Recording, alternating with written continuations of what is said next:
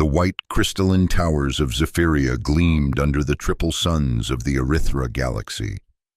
Keir Venn stood at the panoramic viewport of the interstellar communications hub, his slender fingers adjusting the neural interface at his temple. As the chief communications engineer of the Council, he was responsible for ensuring the seamless flow of information across 27 star systems. His species, the Atraxians, had long ago engineered their biology to eliminate unnecessary emotional distractions. For 417 years, they had operated on pure logic and efficiency. Keir's silver eyes reflected the holographic data streams floating before him. His tall, lean form remained perfectly still as he processed the incoming message from the Orbita Prime space station. "The human representative has arrived," announced the disembodied voice of the Central Intelligence System. "Docking protocol has been completed." Keir acknowledged with a slight nod. The arrival of a human on Zephyria was an anomaly. The species had been classified as a historical curiosity, a race that had refused to evolve beyond their emotional limitations.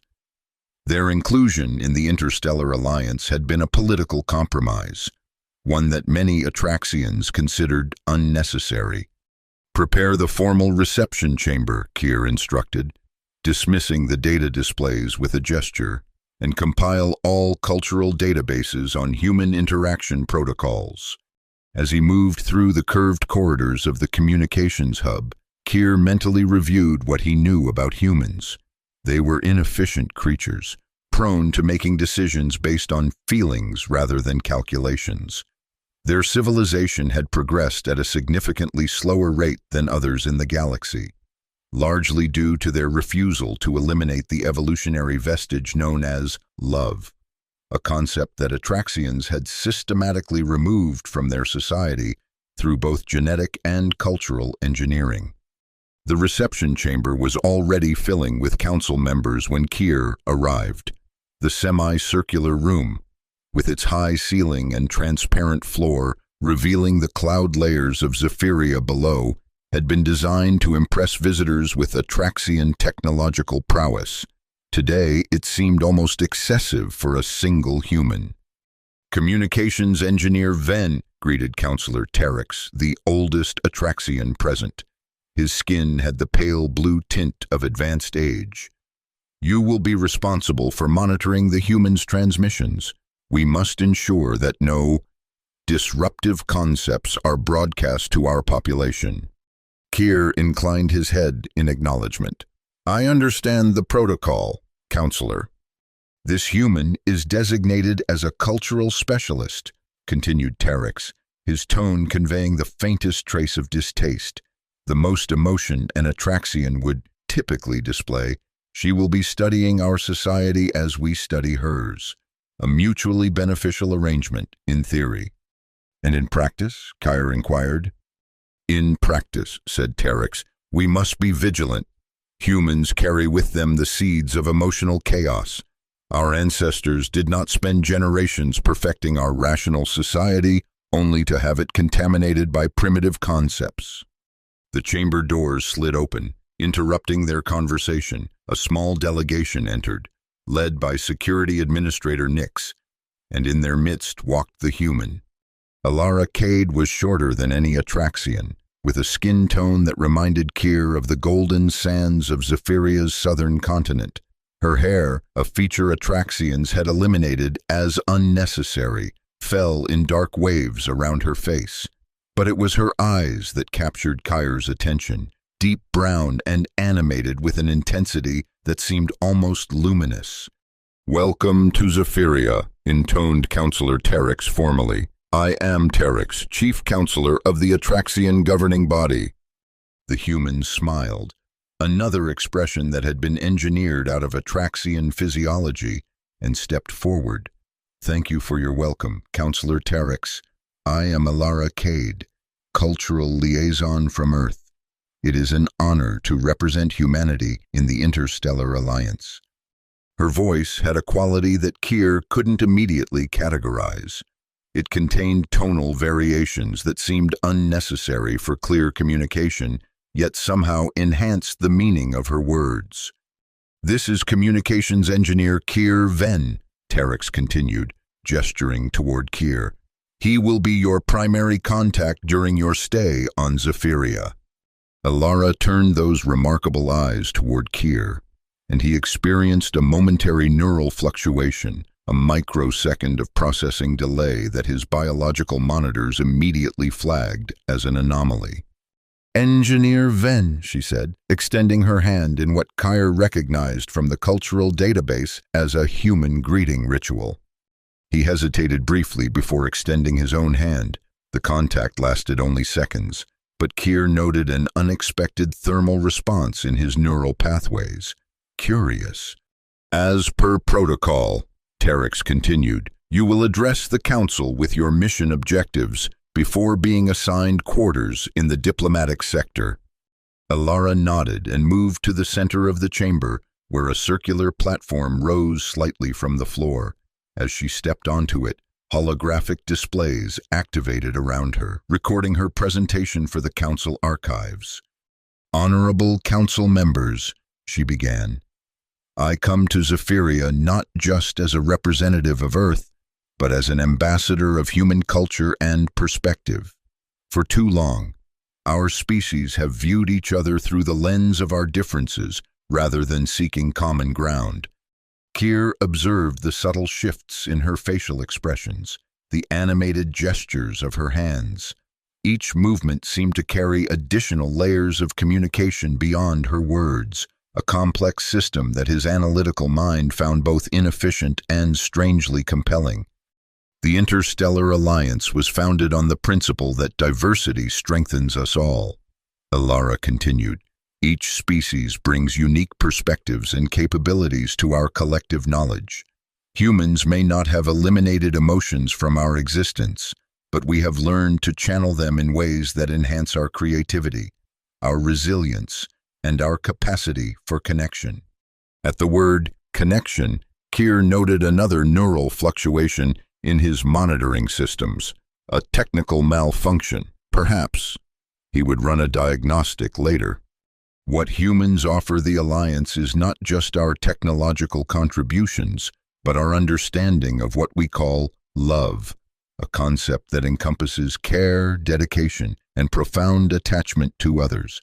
It is the foundation of our societies, our art, our greatest achievements. A murmur rippled through the assembled council members. The word love had not been spoken in an official Atraxian gathering for centuries.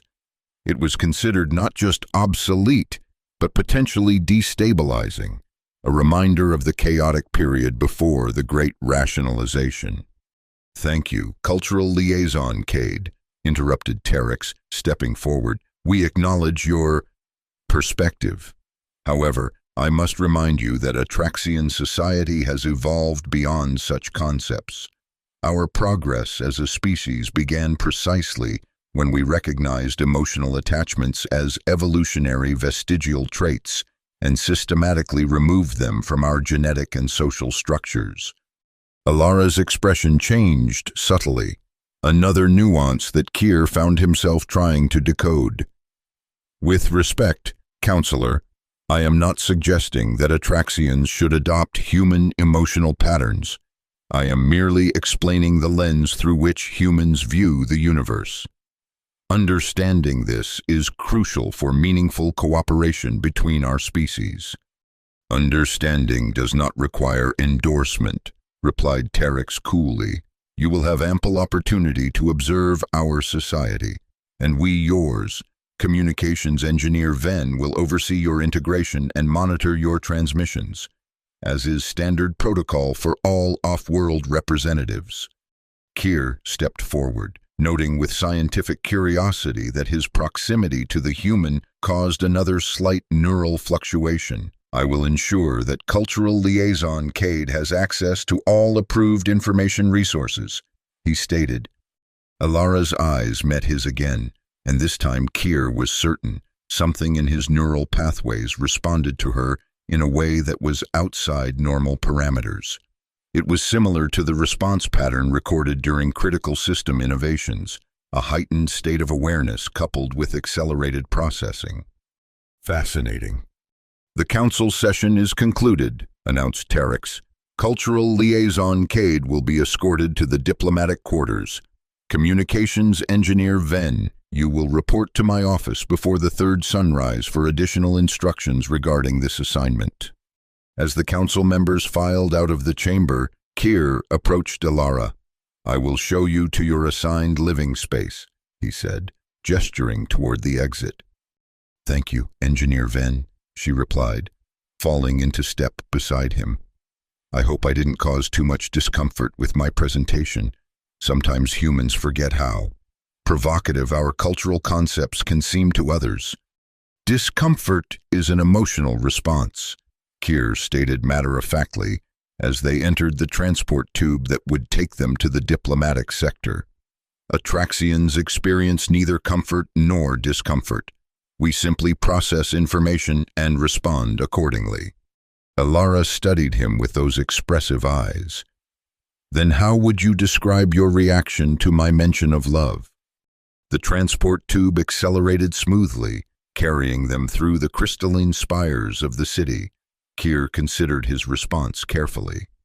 I would describe it as noteworthy, he finally said. The concept itself is well documented in our historical archives, but its mention in official contexts is unusual. Our society functions optimally without such archaic constructs. Archaic? Alara's tone contained another layer of meaning that Kier couldn't quite decipher. Love is the force that built human civilization. It's what drives us to protect each other, to create art, to explore the universe. How can something so fundamental be archaic? The transport tube slowed as it approached the diplomatic sector. Kier found himself unexpectedly formulating multiple responses, another anomaly in his typically linear thought process. What you describe as love, he said finally. We Atraxians have refined into more precise and manageable concepts: cooperation for mutual benefit, preservation of resources, advancement of knowledge. We have eliminated the inefficient emotional component while retaining the practical functions.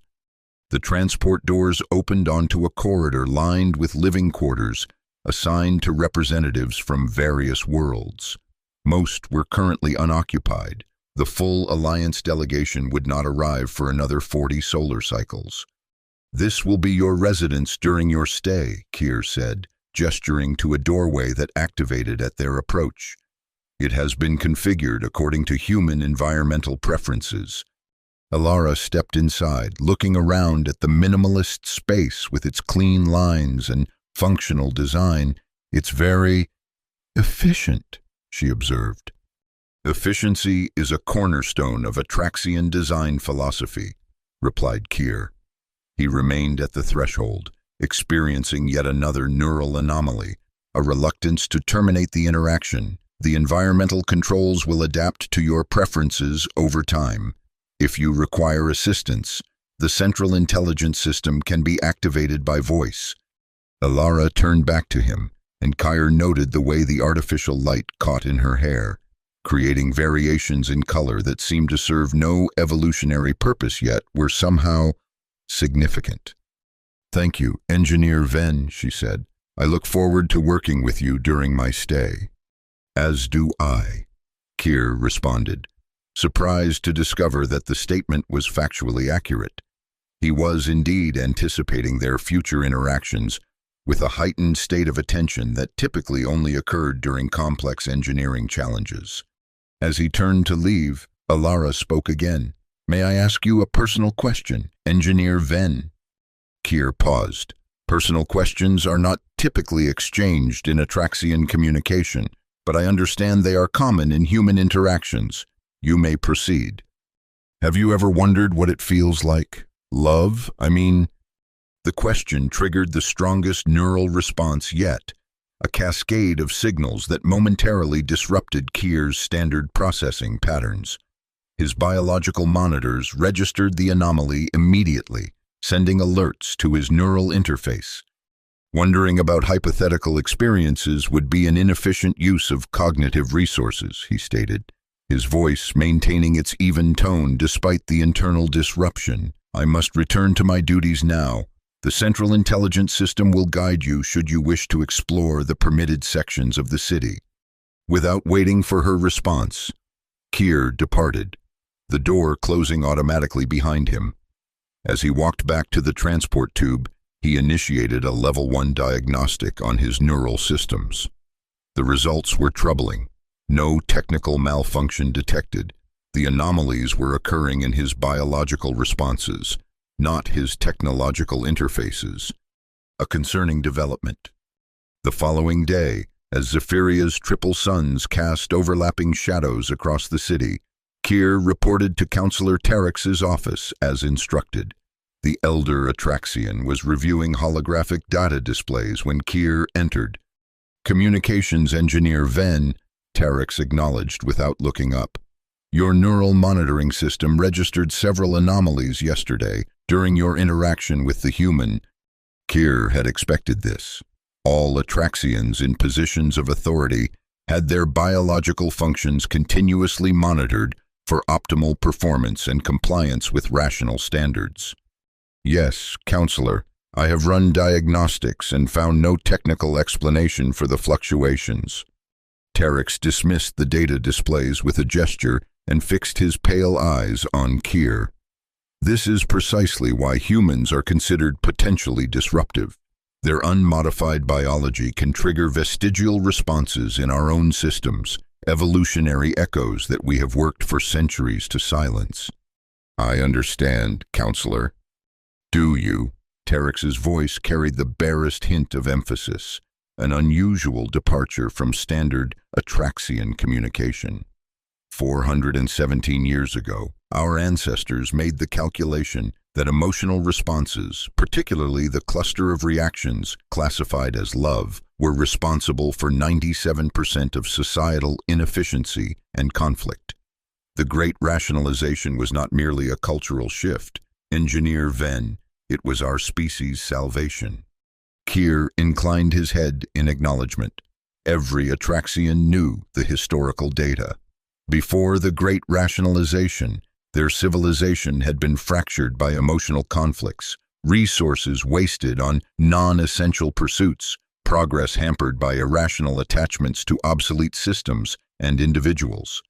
Your assignment regarding the human has been modified, continued Terex.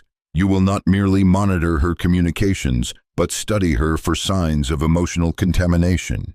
Any Atraxian who shows symptoms of reversion to pre-rationalization behavior patterns must be identified and treated immediately. And the human herself? Keir inquired. She will be allowed to complete her mission, Terex replied. The Alliance protocols require it, but she will be contained. No public addresses, no unrestricted access to the general population, and her departure will be expedited as soon as diplomatically possible. Keir processed this information. The directive was logical given the potential disruption to Atraxian society, yet he experienced another neural anomaly, a pattern that, if he had still possessed the vocabulary for it, might have been classified as disappointment. I have also assigned you to work with the human on a specific project, Terex continued. The interspecies visual data transmission system requires refinement to accommodate human perceptual limitations. As our communications specialist, you will collaborate with her to resolve these incompatibilities. Understood, Counselor. Remember your training, Engineer Ven. Observe but do not absorb. Study but do not sympathize. The stability of our society depends on maintaining our rational evolution. Keir left the counselor's office with his assignment parameters updated and a new subroutine installed in his neural interface, one designed to suppress the anomalous responses he had experienced in the human's presence. Such technological adjustments were standard practice when Atraxians encountered potentially disruptive stimuli. He proceeded directly to the research laboratory where the interspecies visual data transmission project was housed.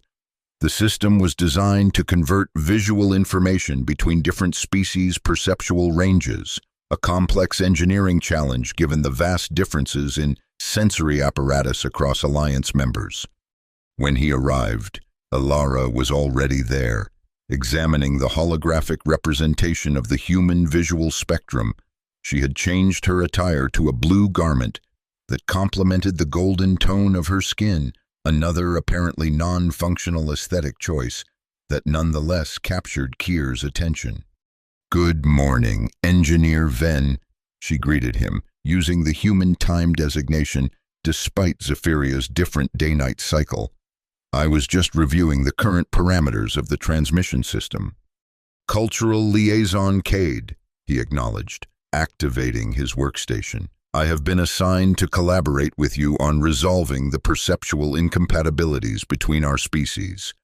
She smiled, that expressive movement of facial muscles that Kier was beginning to categorize into distinct types, each seemingly conveying different information.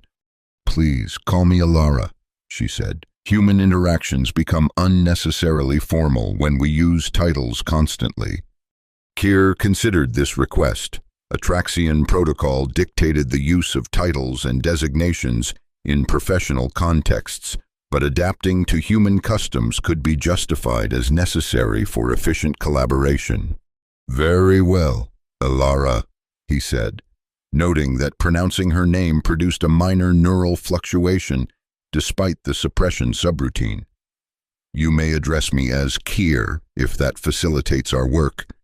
"Thank you, Kier," she replied, and the sound of his name in her voice triggered another cascade of signals that the suppression subroutine immediately attempted to dampen.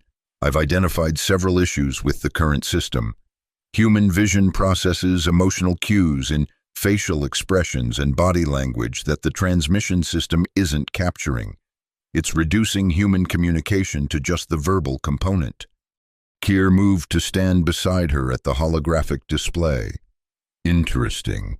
Atraxians eliminated most facial expressions and body language variations as unnecessary communicative redundancies. We rely primarily on verbal precision." "But that's exactly the problem," Alara said, her hands moving animatedly as she spoke. "For humans, those redundancies often carry more meaning than the words themselves. When we say something is beautiful, the way our eyes widen, the subtle changes in our posture, these tell other humans the intensity and nature of our appreciation in ways words alone cannot. Beauty is a subjective evaluation with no quantifiable parameters," Kier stated, reciting standard Atraxian philosophy. "It serves no functional purpose in information exchange." Alara looked at him with an expression he couldn't categorize. "Would you like me to demonstrate the difference?" Before Kier could respond, she activated the laboratory's environmental system and adjusted the lighting. The sterile illumination dimmed, and the holographic display expanded to show an image of an Earth sunset, oranges and purples bleeding across a horizon of blue ocean. "This is a sunset on Earth," she said, her voice taking on a quality that caused Kier's neural suppression subroutine to work at increased capacity. "If I described it to you using only words, I would say the sun is descending below the horizon, creating refracted light patterns in the atmosphere due to particles and water vapor." She stepped closer to the image, her profile illuminated by the holographic glow. "But if you could see my face as I looked at this scene, you would understand that what I'm really communicating is awe, tranquility, a sense of being connected to something vast and beautiful. These emotional responses aren't inefficient redundancies. Kier, they're essential data. They tell other humans not just what I'm seeing, but what it means to me."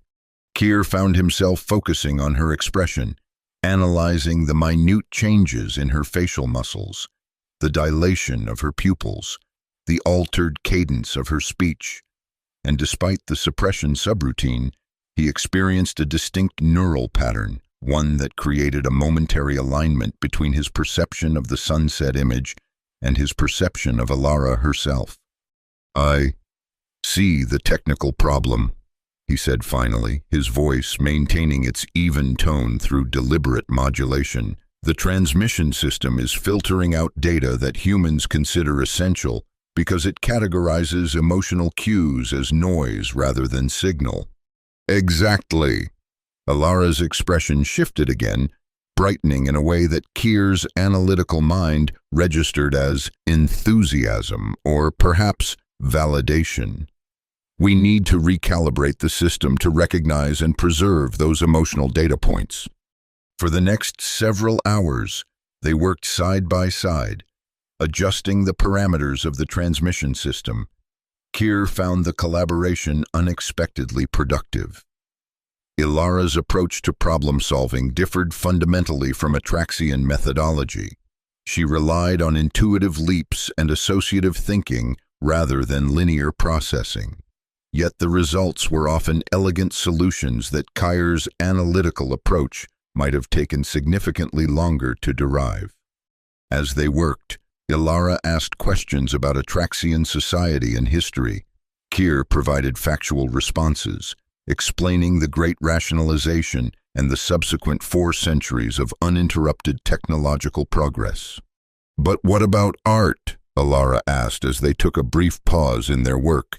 "Music, literature, visual expression, do Atraxians create these things?" "We produce aesthetic arrangements based on mathematical principles," Kier replied. "Harmonic sound patterns, visual compositions with optimal proportional relationships, but they serve functional purposes, environmental enhancement, cognitive stimulation, historical documentation." "Art without emotion," Ilara mused, "like a perfectly prepared meal without flavor." Kier tilted his head slightly. "An intriguing analogy, though not entirely accurate. We perceive the mathematical elegance of the compositions, which provides a form of intellectual appreciation. But don't you ever feel moved by beauty? Don't you ever look at something and feel a connection to it that transcends analysis?" The question triggered another neural fluctuation that the suppression subroutine struggled to contain. Kier found himself recalling a memory from his early development phase, standing at the summit of Mount Elysia as the triple suns aligned in a configuration that occurred only once every 70 years. He had recorded the event with perfect clarity, noting the precise angles of light and atmospheric effects. But there had been something else, too, a momentary sensation that his standard vocabulary had been insufficient to classify. "Such responses would be considered developmental remnants," he said finally, "vestigial neural patterns that occasionally manifest before complete rational maturation is achieved." Alara's expression changed again, a softening around her eyes that Kier found himself studying with unusual intensity. "I think there's more to it than that," she said quietly. "I think the capacity for love, for emotional connection, isn't something your species has eliminated. I think it's something you've forgotten how to recognize." The statement should have been dismissed as factually incorrect, contradicting centuries of Atraxian biological and social engineering. Yet Kier found himself unable to formulate an immediate rebuttal. Instead, he experienced another cascade of neural signals, one that briefly overwhelmed the suppression subroutine and produced a sensation that, had he possessed the vocabulary for it, might have been described as longing. Their work continued over the following days, and with each interaction, Kier found the neural suppression subroutine becoming less effective. He ran multiple diagnostics, adjusted its parameters, even installed additional filtering algorithms. Nothing prevented the increasingly frequent fluctuations in his neural patterns when in Alara's presence. More concerning still, the fluctuations began to occur even when she was not present, triggered by memories of their interactions or by encountering stimuli that he had come to associate with her. The particular blue of her preferred garments, the sound pattern of human laughter, the scent of the earth flowers she had brought as cultural specimens. Keir knew he should report these persistent anomalies to the Medical Oversight Division. Any Atraxian experiencing such symptoms would be immediately subjected to neural recalibration, a process that would reset their biological responses to standard parameters. Yet he found himself creating increasingly elaborate justifications for delaying this action. The project required his uninterrupted attention. The anomalies were providing valuable insights into human Atraxian communication barriers. The fluctuations were minor and did not impact his overall functional efficiency. All technically true, yet all serving to obscure the central fact: Keir did not want the sensations to stop. On the 12th day of their collaboration, as they finalized the adjusted parameters for the transmission system, Alara made an unexpected request. "I'd like to see more of Zephyria," she said. "Something beyond the research facilities and diplomatic quarters." Keir hesitated. The Council's directive had been clear regarding the humans' restricted access. "Most areas would not be of interest to non-Atraxians," he said carefully. "Our city is designed for functional efficiency, not visitor engagement."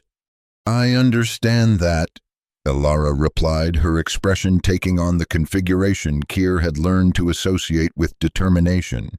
"But I can't fulfill my mission as a cultural liaison if I'm only seeing the parts of your society that you've specifically prepared for outside observation. I need to understand how ordinary Atraxians live, work, interact."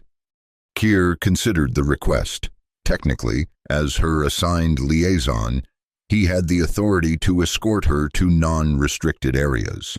The Council's directive emphasized containment of emotional contamination, but also required facilitation of her official mission.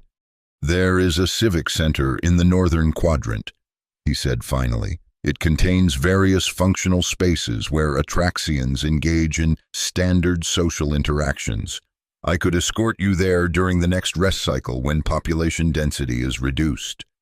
Alara's expression brightened, another fascinating transformation that Keir found himself appreciating on both analytical and non-analytical levels. "Thank you, Keir. I promise not to disrupt anything or spread emotional contamination," she added, with a configuration of her facial muscles that Keir had recently identified as teasing, a human communication mode that combined factual inaccuracy with social bonding functions. The rest cycle on Zephyria occurred during the 6-hour period when the smallest of the triple suns traversed the sky alone. Most Atraxians used this time for physical regeneration, knowledge assimilation, or system maintenance.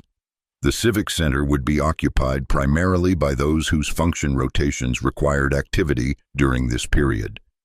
Keir arrived at Alara's quarters precisely at the scheduled time. When the door opened, he experienced a now familiar neural cascade. She had changed her appearance again, wearing a garment that reflected the crystalline architecture of Zephyria itself, shifting between translucent and opaque as she moved. "Is this appropriate?" she asked, gesturing to her attire. "I wanted to respect Atraxian aesthetic principles while still expressing my identity as a human." "It is suitable," Keir replied, aware that his choice of adjective was inadequate to convey the complex neural response her appearance had triggered. They took a transport tube to the northern quadrant, emerging into a vast open space surrounded by interconnected structures of varying heights. The Civic Center had been designed to maximize encounter probability between Atraxians with complementary knowledge bases, fostering efficient information exchange and collaborative problem-solving. "It's beautiful," Alara said, looking up at the crystalline towers that caught and refracted the light of the solitary sun. "Like a city made of frozen music." The description registered as technically inaccurate yet somehow appropriate, another paradox that Keir found increasingly common in his interactions with Alara. As they walked through the Civic Center, Alara observed the Atraxians engaged in their various activities. Groups gathered around knowledge exchange nodes. Individuals moved with purpose between functional spaces. Maintenance drones hummed quietly overhead. To Keir, it was the ordinary operation of an optimized society. Through Alara's eyes, he began to see it differently, noting patterns and rhythms he had never consciously registered. Everyone seemed so separate, Alara commented as they paused by a reflective pool that served as a temperature regulation feature. They interact, but there's no real connection. Connection is achieved through the exchange of relevant information, Keir explained. Physical proximity is maintained at optimal distances for communication efficiency without unnecessary contact. Alara's expression took on a configuration that Keir had catalogued as thoughtful melancholy, a complex emotional state that he was still learning to interpret. On Earth, people touch constantly, she said. Handshakes, hugs, kisses, a hand on someone's shoulder. Physical contact is how we communicate trust, affection, support. It's a language in itself. Atraxians consider physical contact unnecessary, except for specific functional purposes, Keir replied. Yet even as he spoke, he became aware of a new neural pattern forming, a simulation of what such contact with Alara might entail and the sensory data it would generate. They continued their tour, passing through areas dedicated to knowledge assimilation, nutritional consumption, and environmental appreciation. In this last space, a carefully designed arrangement of indigenous plant specimens, they encountered a young Atraxian examining a flowering crystal structure. "This is unusual," Keir commented, recognizing the youth as a preliminary phase Atraxian, still undergoing educational programming. Preliminary phase individuals are typically in residence at educational facilities during rest cycles. The young Atraxian looked up at their approach, and Keir noted immediate signs of irregular neural patterns, dilated pupils, heightened color in the facial dermis, slight muscular tension, all responses that should have been engineered out of Atraxian physiology centuries ago. "You are the human," the young Atraxian said, addressing Alara directly, another protocol violation. "I observed your arrival presentation through an unauthorized data access point." Alara smiled, crouching slightly to be at eye level with the youth. "Yes, I'm Alara. What's your designation?" "I am called Liren," the young Atraxian replied. "Your presentation mentioned love. I have been researching this concept in the historical archives. Despite it being classified as restricted information for preliminary phase individuals, Keir experienced an immediate alert response. This was precisely the kind of emotional contamination the Council feared. He should report the incident immediately, ensuring that both Liren and Alara were isolated until the extent of the contamination could be assessed. Instead, he found himself saying, "What aspects of the concept are you researching?" Liren's attention shifted to Keir, those silver eyes, so similar to his own, wide with an expression that could only be classified as curiosity or perhaps wonder. "I have discovered that prior to the Great Rationalization, Atraxians created non-functional objects for individuals with whom they shared specialized neural resonance patterns. These objects served no purpose except to generate recurring neural responses classified as pleasure when observed or handled by the recipient." "You mean gifts?" Alara said gently. "Things given out of affection or love." "Yes," Liren nodded, the motion carrying an enthusiasm that no properly calibrated Atraxian should display.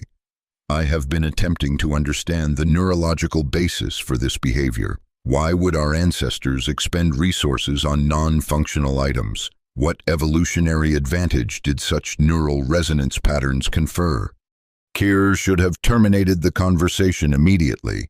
Instead, he found himself increasingly fascinated by the questions, the same questions that had been forming in his own neural patterns since Alara's arrival. Some researchers believe that emotional bonds served evolutionary purposes in pre-technological societies, Keir said. drawing on knowledge that had been part of his advanced educational programming. They facilitated group cohesion and resource sharing in environments where individual survival was statistically improbable without cooperation. But surely rational calculation would achieve the same result more efficiently, Liren argued, displaying a level of independent thinking unusual for his developmental stage. Why would evolution select for such complex and variable neural patterns when simple cost-benefit analysis would suffice? Alara looked between them, her expression conveying something Kyer couldn't quite categorize, a mixture of amusement and something deeper, more complex. Perhaps, she suggested, because love isn't just about survival or efficiency. Perhaps it's about meaning. Both Atraxians turned to her, identical expressions of analytical concentration on their features. Meaning is subjective, Kyer stated automatically. Exactly, Alara replied, and that's what makes it so powerful. Love transforms objective reality through subjective experience. It makes the universe personal. Liren's expression shifted to one of intense concentration. I require more information about this transformation process. Can you provide empirical examples? Alara laughed, that musical sound that always triggered cascades of neural activity in Kyer's systems. I can try. When humans love something, or someone, we experience the world differently. Colors seem more vivid, music more beautiful, even food tastes better. Ordinary moments become precious memories. Difficulties become meaningful challenges rather than just obstacles. This sounds like perceptual distortion, Liren observed. Maybe, Alara acknowledged, or maybe it's seeing reality more completely, not just the measurable, quantifiable aspects, but the subjective, experiential dimensions as well. Kyer found himself processing this perspective with unexpected receptivity. The idea contradicted fundamental Atraxian philosophical principles regarding objective reality and rational perception. Yet he could not dismiss it entirely, not when his own perceptual systems had been experiencing precisely the kind of transformations Alara described. Their conversation was interrupted by the approach of a security drone, a sleek, hovering device that projected an official communication field around them. Preliminary phase individual Liren, get the automated voice. Your absence from the educational facility has been noted. Return instructions have been transmitted to your neural interface. Liren's expression fell into the more standard Atraxian neutral configuration, though Kyer could still detect subtle signs of the earlier emotional activation. I must comply, Liren said, then added in a lower tone to Alara, but I will continue my research. The concept of love requires further investigation. As the young Atraxian departed, escorted by the security drone, Kyer experienced a complex neural pattern that combined concern for Liren's potential disciplinary processing with a deeper, more troubling realization. The emotional contamination the Council feared was already present in Atraxian society. Liren's interest had not been instigated by Alara's arrival. She had merely given name to something the young Atraxian was already experiencing.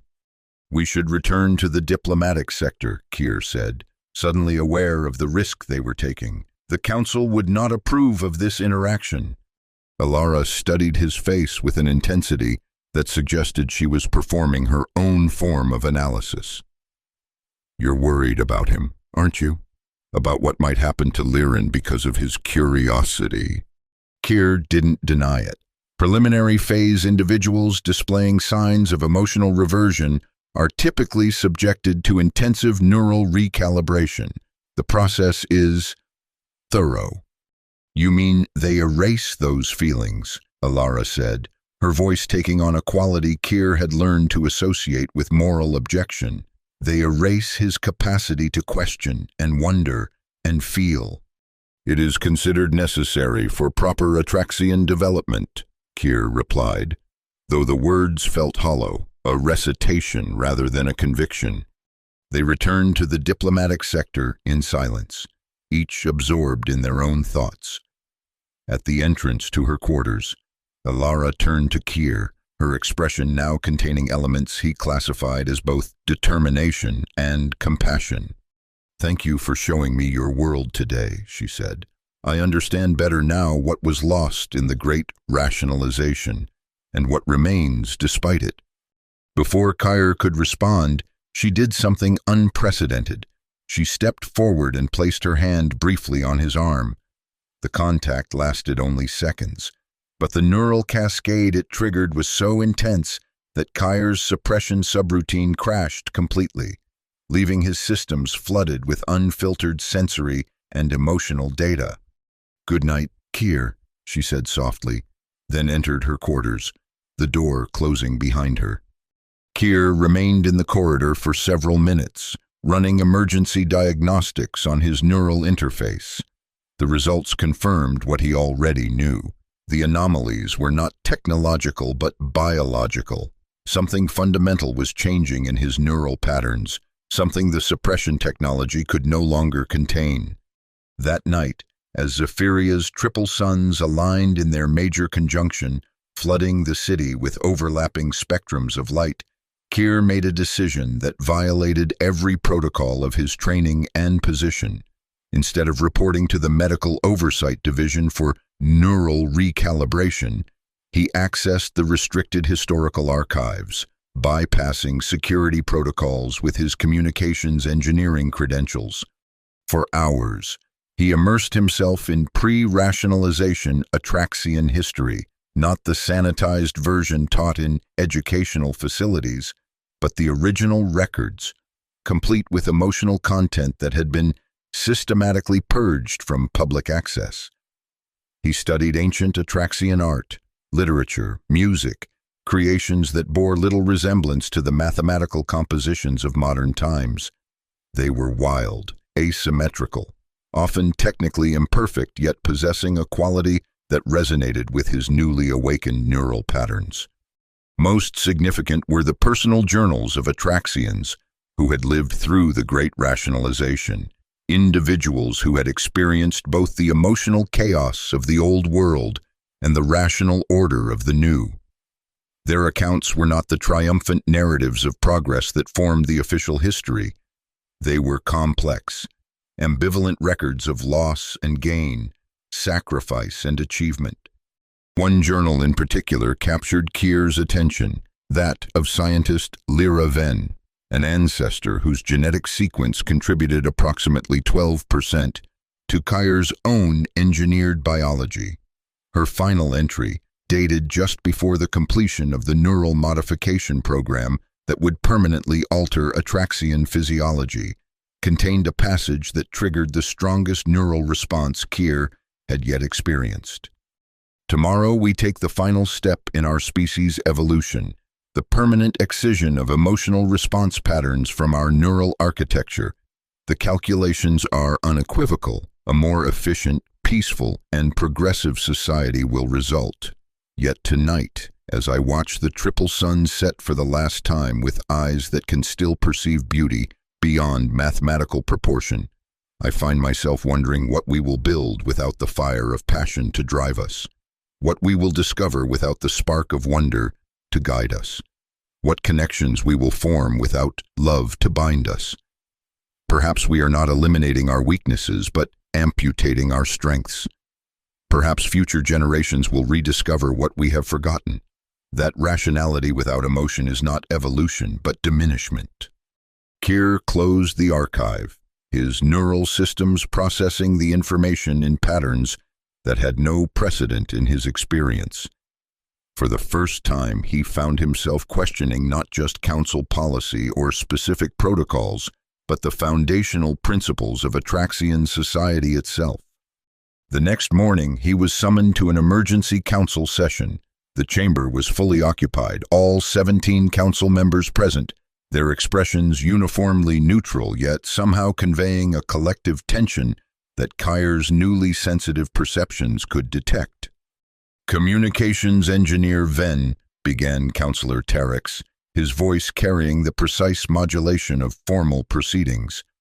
"You have been summoned to address concerning developments related to your assignment with the human representative." Keir maintained his outward composure, though internally his neural patterns had shifted to high alert status. "I am prepared to provide all relevant information, Counselor." Terex gestured, and a holographic display appeared in the center of the chamber, showing recordings of Keir's interactions with Alara over the past 12 days. Particular moments were highlighted with analytical overlays. The neural fluctuations when their hands touched during the initial meeting, their conversation about beauty and perception in the laboratory, their encounter with Lyran in the Civic Center. "Your neural monitoring systems have recorded increasingly significant anomalies," Terex continued.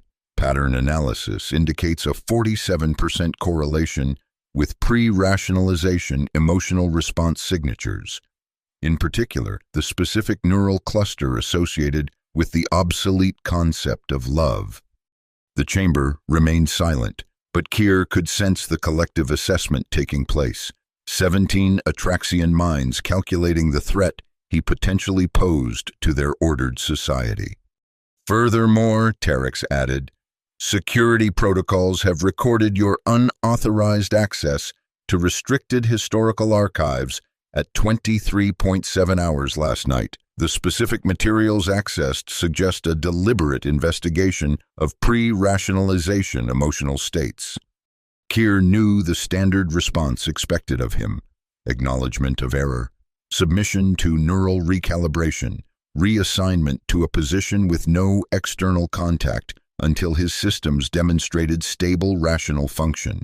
It was the established protocol for any Atraxian showing signs of emotional reversion. Instead, he said, "The neural anomalies are real. I have experienced them and studied them. They are not malfunctions but activations, the awakening of neural capacities that have been suppressed but not eliminated from our biology." A ripple of subtle reactions moved through the council members, minute shifts in posture, momentary fluctuations in breathing patterns. To most observers, they would have appeared unchanged. To Keir's heightened perception, their surprise and concern were as visible as Alara's more expressive reactions would have been. "This is precisely the contamination we feared," said Counselor Nix, the security administrator. "The human has triggered a reversion to primitive neural patterns. Engineer Venn must be isolated and recalibrated immediately."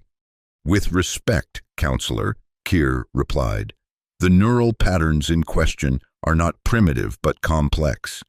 They represent capacities our species evolved over millions of years, capacities we deliberately suppressed during the Great Rationalization." "For valid reasons," interjected Terex. "The historical record is clear. Emotional response patterns, particularly those classified as love, were responsible for 97% of societal dysfunction prior to the rationalization." "I have reviewed the original historical records," Keir countered, aware that he was violating multiple protocols by challenging the council directly. The 97% calculation was based on a narrow definition of societal function that prioritized efficiency and resource optimization over other metrics. It did not account for innovation rates, creative problem-solving, or subjective measures of life quality. The council chamber fell completely silent. Such direct contradiction of foundational Atraxian principles was unprecedented in formal proceedings. "You speak of subjective measures," Terex said finally, his voice carrying a new quality that Keir recognized, with some surprise, as concern rather than anger. "This is precisely the corruption of rational thought that emotional contamination produces. Subjective experience cannot be quantified or standardized. It creates chaos, not order. Perhaps some degree of chaos is necessary for true progress," Keir suggested, drawing on insights from both his research and his experiences with Alara. "Our technological advancement has been linear and predictable for 4 centuries. We refine, we optimize, but we rarely innovate in unexpected directions. Compare our development curve to that of emotionally intact species like humans. Their progress is irregular, inefficient, often misdirected, yet they make intuitive leaps that our rational processes cannot replicate.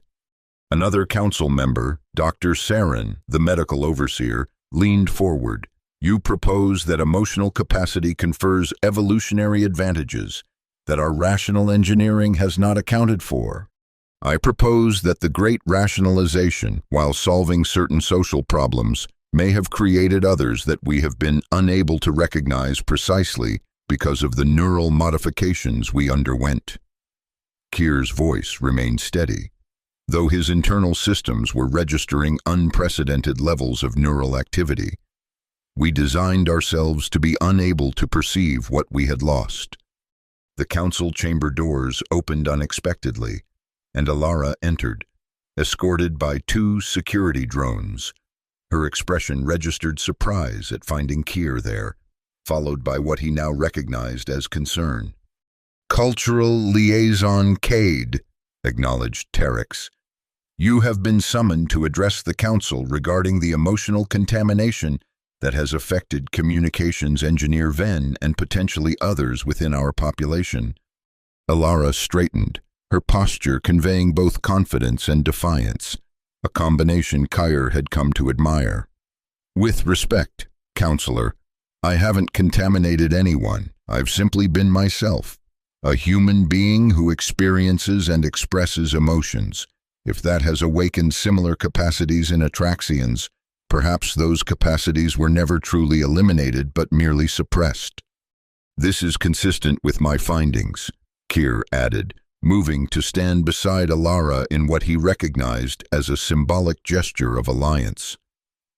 "I have discovered that the neural modifications of the Great Rationalization did not delete emotional capacities but isolated them from conscious access.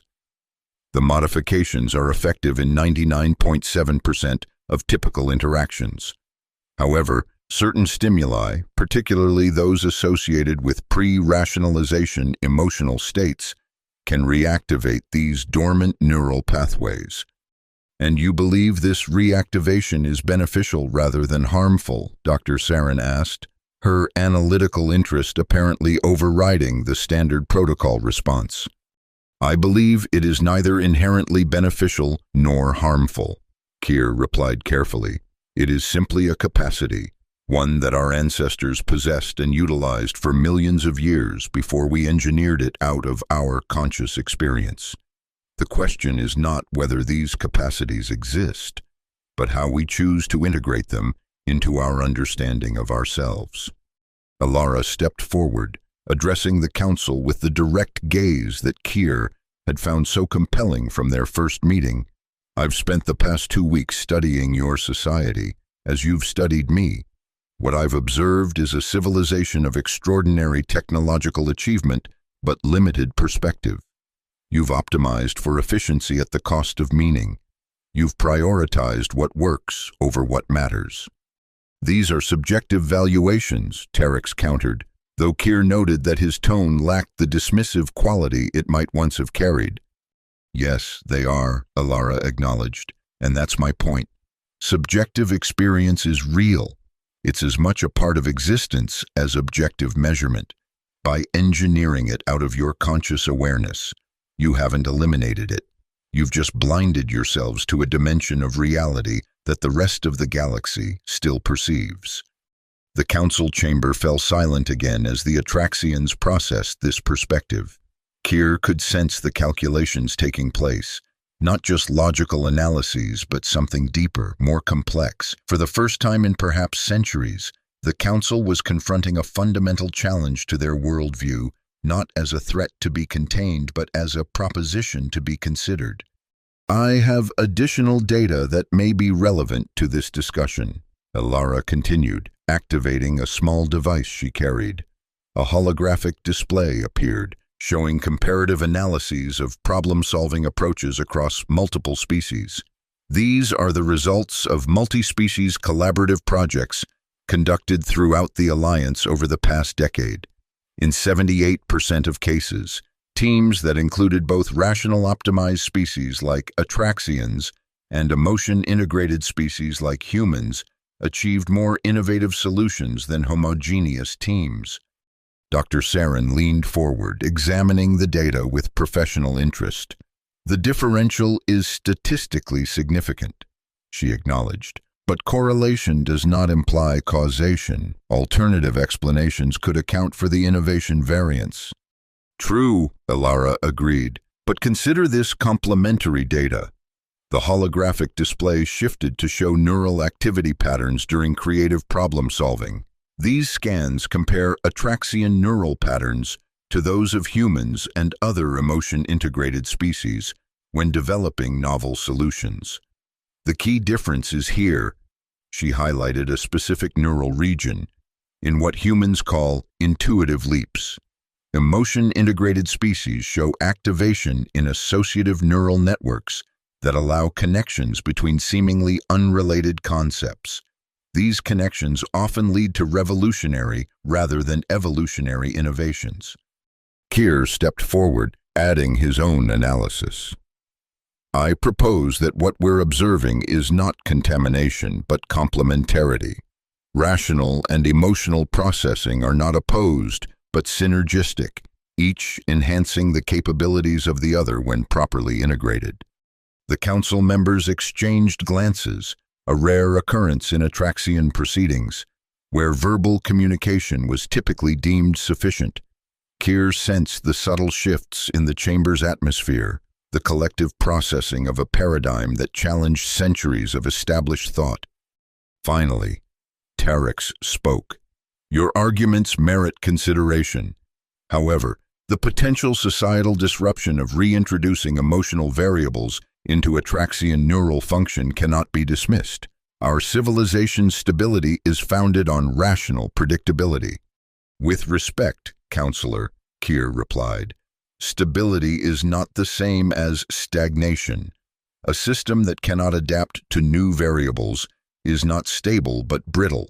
Perhaps what we fear is not emotional capacity itself, but our lack of experience in integrating it with our rational functions. The council fell into formal deliberation mode, their neural interfaces linking to share analyses and projections at speeds no verbal discussion could match.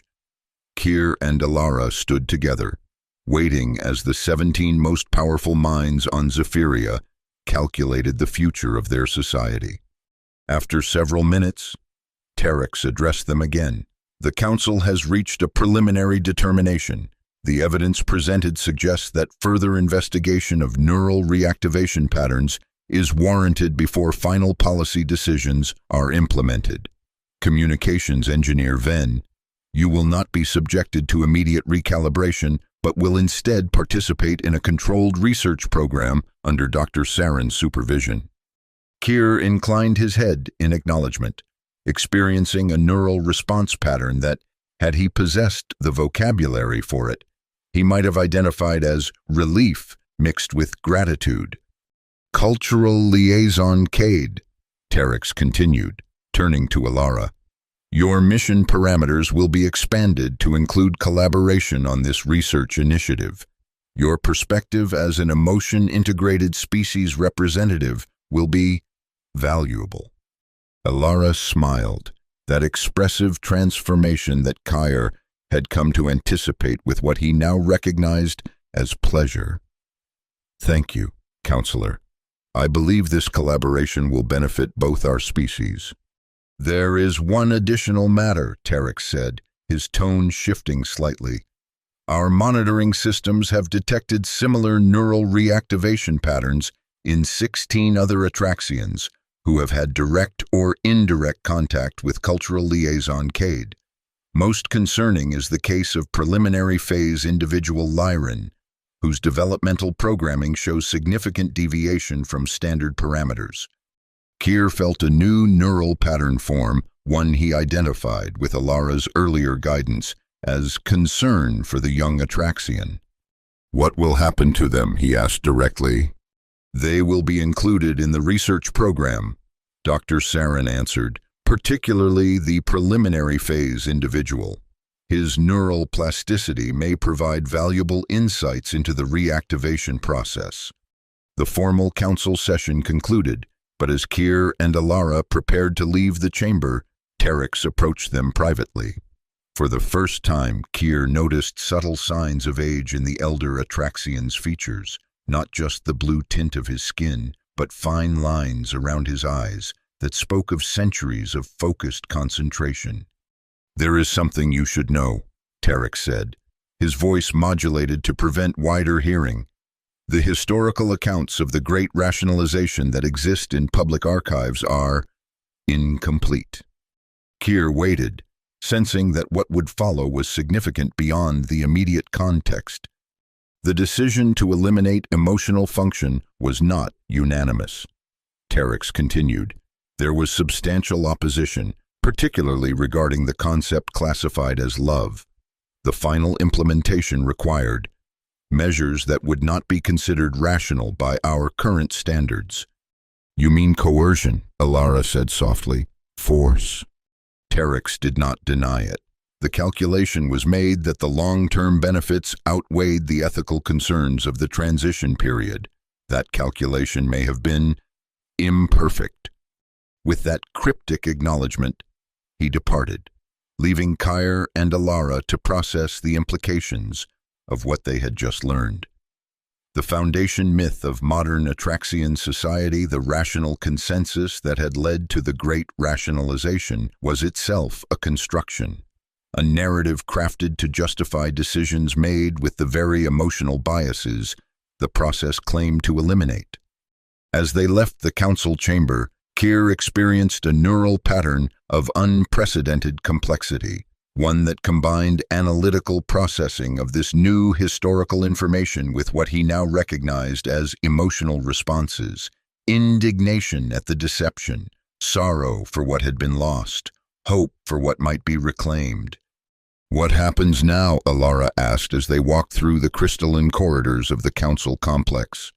Kier considered the question, aware that for the first time in his existence, he could not calculate the probabilities with any reasonable degree of certainty. The future had become not a linear projection, but a field of possibilities. "We begin the research program," he said finally. "We explore the reactivation of emotional capacity in controlled conditions. We document the effects, both the challenges and the benefits." "And personally?" Alara's voice carried a quality that Kier's newly sensitive perception recognized as tentative hope. "What happens with what you've been experiencing?" Kier stopped walking and turned to face her directly.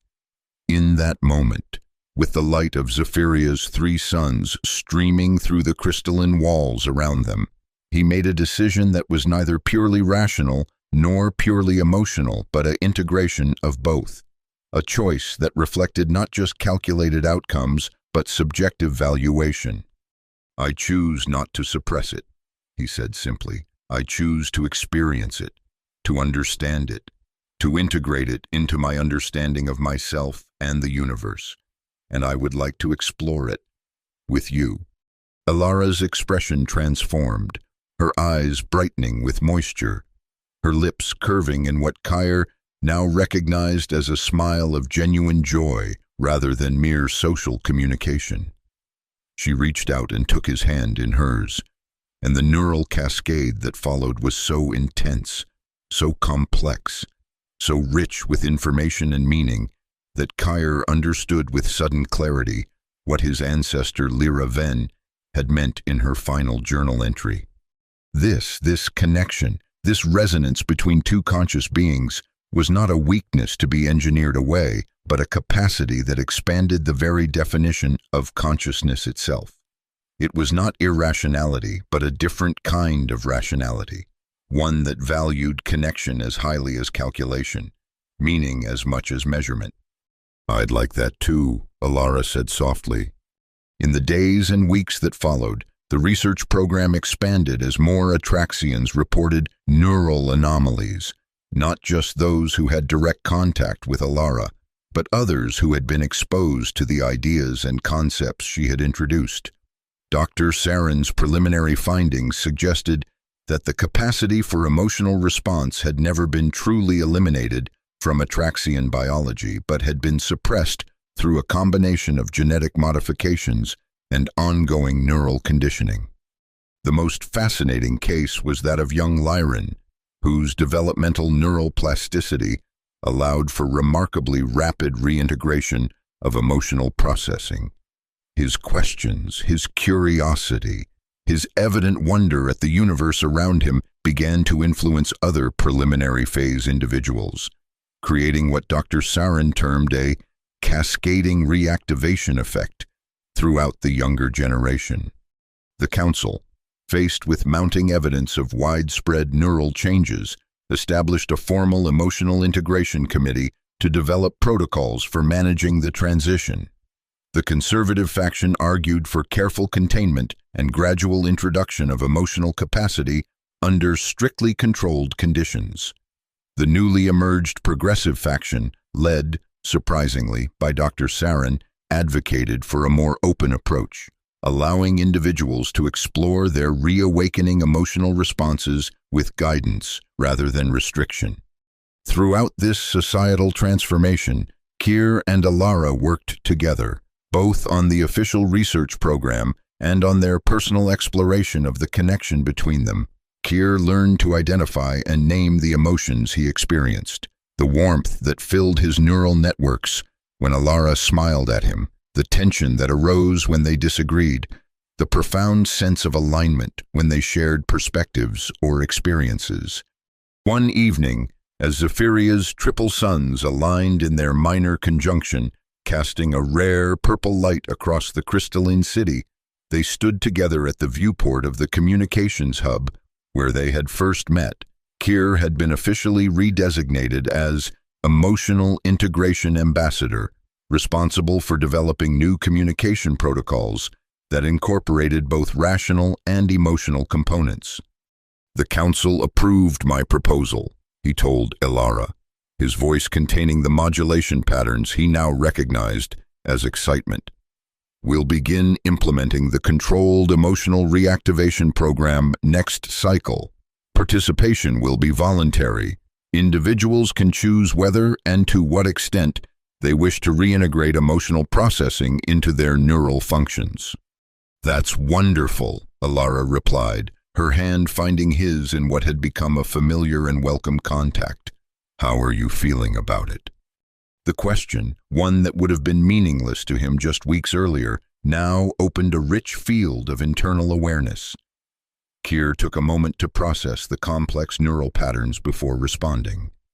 "I feel hopeful," he said finally, "and uncertain, and proud of what we've accomplished, and concerned about the challenges ahead, and—" He paused, searching for the right term for the most profound of the neural patterns he was experiencing. "And," Alara prompted gently, "and something I believe would be classified as love," he said, turning to face her directly. "A neural resonance pattern that orients my entire consciousness toward your well-being, your presence, your existence. A valuation that transcends rational calculation, yet somehow encompasses it. A connection that makes everything else in my experience more significant." Alara's eyes filled with moisture, a physiological response that Keir had learned signified intense emotion, not necessarily negative. "That sounds very much like love," she whispered. "Is it accurate?" he asked, still seeking confirmation despite the overwhelming internal evidence. "Is this what humans experience when they love?" "Yes," she said simply, "though every love is unique as the individuals experiencing it." Keir processed this concept, finding in it a beautiful integration of the universal and the particular, a pattern that was both categorizable and irreducibly specific. The research data suggests that other Atraxians are beginning to experience similar neural patterns, he told her, "not identical, as you say. Each instance is unique, but sharing key characteristics. Dr. Sarin has coined the term neo-emotional capacity to describe it. the integration of our rational engineering with reawakened emotional function. A new kind of consciousness, Alara mused, neither purely rational nor purely emotional, but a synthesis of both. Yes, Keir agreed, and perhaps this is not a reversion to our pre-rationalization state, but an evolution beyond it, not a return to chaos, but an advance toward complexity. They stood together in silence for a time, watching as the purple light of the conjunction gave way to the golden glow of the rising primary sun. A new day was beginning on Zephyria, the first of what would be many in a transformed society. Your species forgot love centuries ago, Alara said softly, echoing words from her initial presentation that now carried new meaning. But we assigned you a human. And she reminded me what it feels like. Keir completed, understanding now the full meaning of the phrase. It wasn't just about recovering a lost capacity, but about recognizing a fundamental truth, that rationality without emotion was incomplete, just as emotion without rationality was unconstrained. The true evolution of consciousness lay not in eliminating either, but in their perfect integration. As the golden light spread across the crystalline city, Keir saw in it not just the mathematical perfection of refracted wavelengths, but the subjective beauty of a new beginning. And in that moment, he experienced what his ancestor had mourned the loss of 4 centuries earlier, the capacity to perceive reality in its fullness, not just its measurable dimensions, but its meaning. Somewhere in the city below, young Lyran was explaining the concept of wonder to his preliminary phase cohort. In the council chambers, Terex was reviewing the neural scans that showed his own dormant emotional capacities beginning to reactivate. In laboratories across Zephyria, Atraxian scientists were discovering that their rational precision, when combined with emotional intuition, opened research pathways they had never before perceived. A new chapter was beginning, not just for Keir and Alara, not just for Atraxians, but for the entire interstellar alliance, a chapter in which the false dichotomy between reason and emotion, between calculation and meaning, between efficiency and connection would give way to a more complex, more complete understanding of consciousness itself. And at the center of this transformation stood 2 individuals from different worlds. Their hands joined, their neural patterns aligned in what was neither purely rational nor purely emotional, but transcended both. What beings throughout the galaxy, in their many languages and forms, had always called by the same name: love